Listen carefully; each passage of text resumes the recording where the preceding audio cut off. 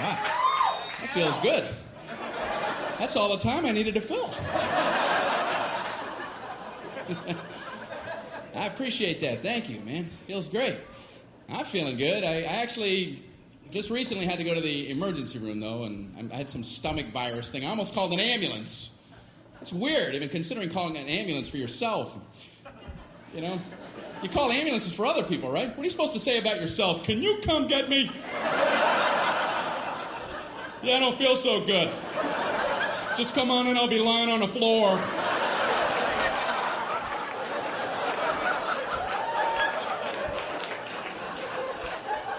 I'm just looking at the phone going, I don't know how to do this.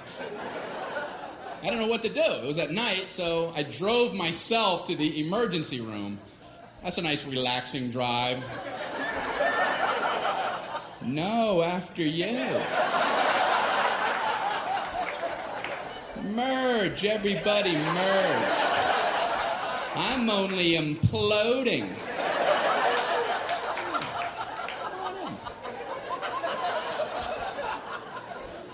So I pull up at the entrance to the emergency room. No valet parking. I mean, if that's not the biggest oversight in our solar system.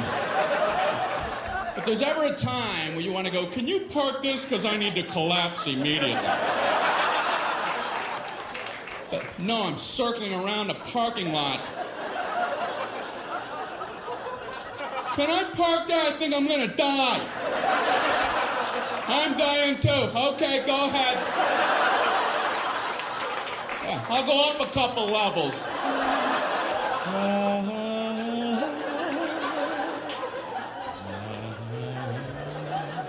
Unbelievable. I don't care if you're driving yourself or someone else to the emergency room. You still want to get out and run in with them. Are you supposed to drop somebody off and go park a car? Okay, you go in. Tell them you're shot.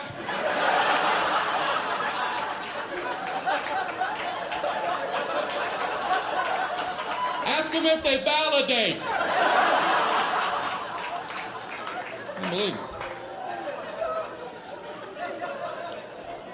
So I finally park, you know. I go in to check in. They ask the most insulting question when you check into a hospital. What seems to be the problem? What seems? Well, it seems. It seems like everything on my inside wants to be on my outside. But I'm no doctor. What kind of condescending question? So they check me into my luxurious half room. There's a curtain down the middle with a mystery patient on the other side. And he's moaning over there. Thinking, man, they're never going to help me with him moaning like that. So I got to out-moan him, you know.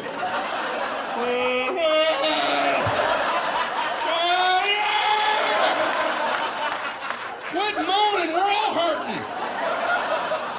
The whole floor is like a haunted choir. It's got to be hell to work in this environment. So I'm killing time writhing. Nurse finally comes in. How are you doing tonight? I'm on a gurney. Do you have a painkiller or something? This is killing me. So she goes, how would you describe your pain? It's killing me.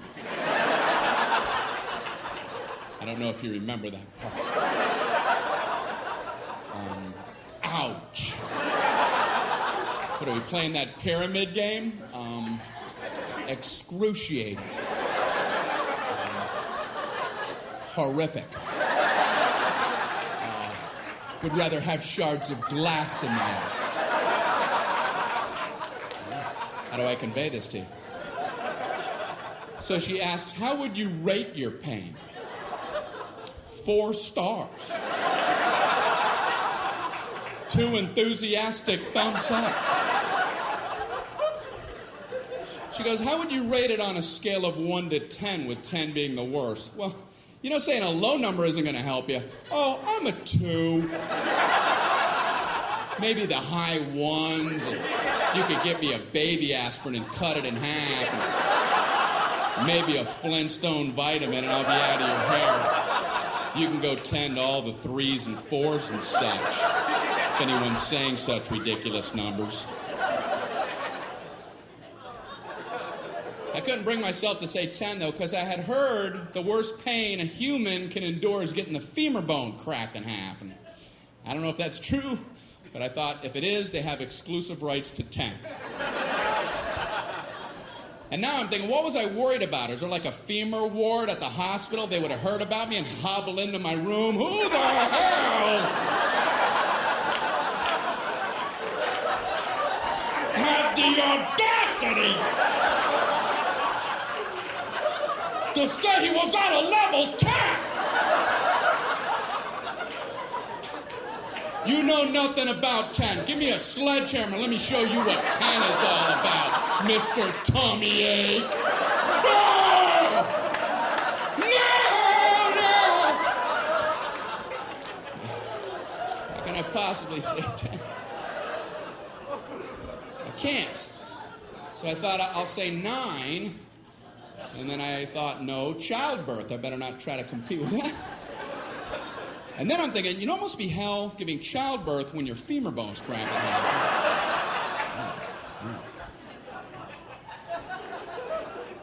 So I said, I guess I'm an 8. She goes, oh, okay, I'll be back. I'm like, oh, I blew it, man.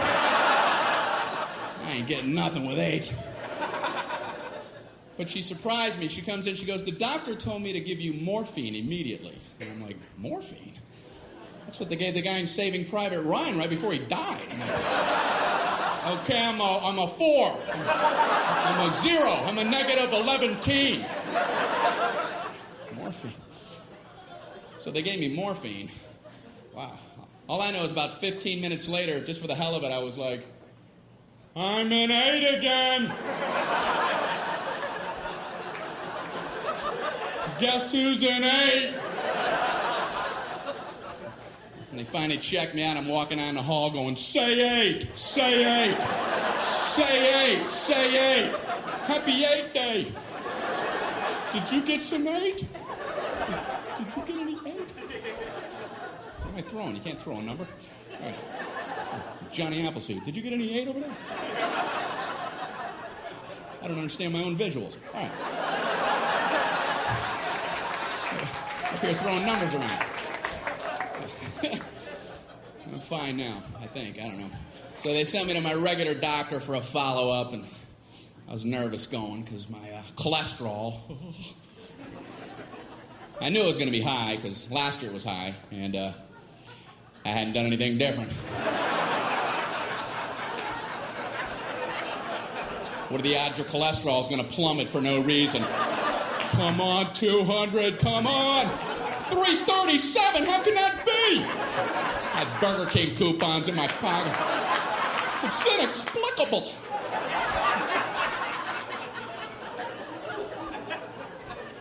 So I was nervous.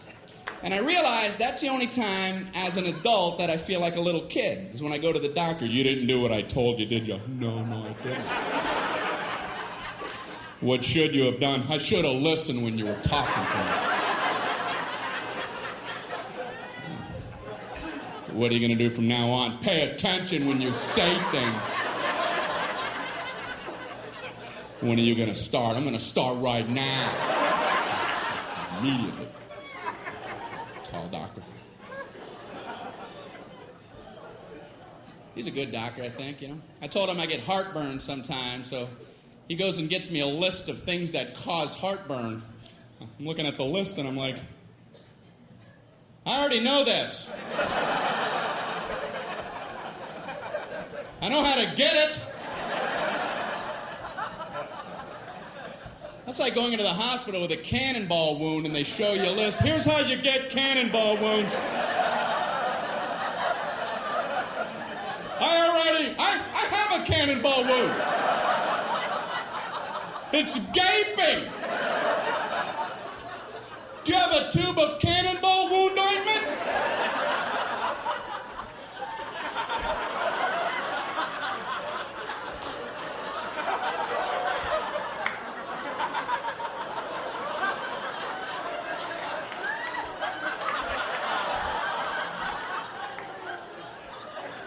Number one, do not stand directly in front of a cannon. How true that is.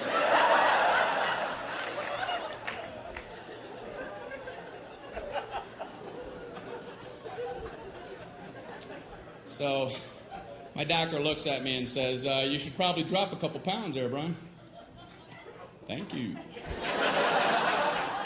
Only your doctor has carte blanche on insults. He just insults you for a while, and then you pay him for the insults on the way out. Boy, you should lose some weight, and those moles are looking pretty weird. All right, how much for that, Doc? When can we get together again? Big fat mole man walking out of your office. Thanks for the confidence boost. I'm off to the Macy's Day Parade. Grab a rope! What does he care? You're big and you're ugly. Next. He does care. Doctors are good people. That's why they avoid the word pain. It's a buzzword. They won't hit it a lot. They don't want to scare anybody. Doctors will tell you all about pressure. They'll tell you all about the pressure you're going to experience. If a doctor tells you you're about to feel some pressure, buckle up. In a moment, you're going to feel a little bit of pressure. That pressure hurt like hell! Pressure. All pain involves pressure. That's one of the definitions of pain. He could be swinging a 2x4 at your head. In a moment, you're going to feel a little bit of pressure.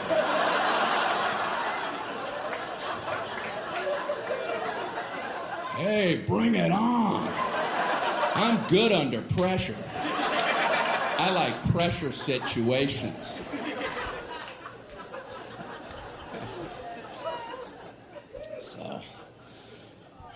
So my doctor, he told me to watch what I'm eating, told me to read food labels. I'm in the store reading the Fig Newtons label. I've always liked Fig Newtons. I'm trying to see if it's okay to eat them, and everything looked fine, the fat content, everything. I looked at the serving size, 2 cookies. Who the hell eats 2 cookies? I eat Fig Newtons by the sleeve. 2 sleeves is a serving size. I open them both and eat them like a tree chipper. Fig Newton shavings coming off the side.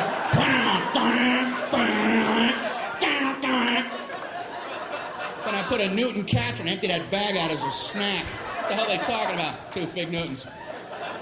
They're the size of a postage stamp. You want another one? Oh, I don't know. I've already had 2 whole entire Fig Newtons. Maybe I could try to muscle one more down, but I don't think I'm gonna. Right, I'm stuffed with the rafters.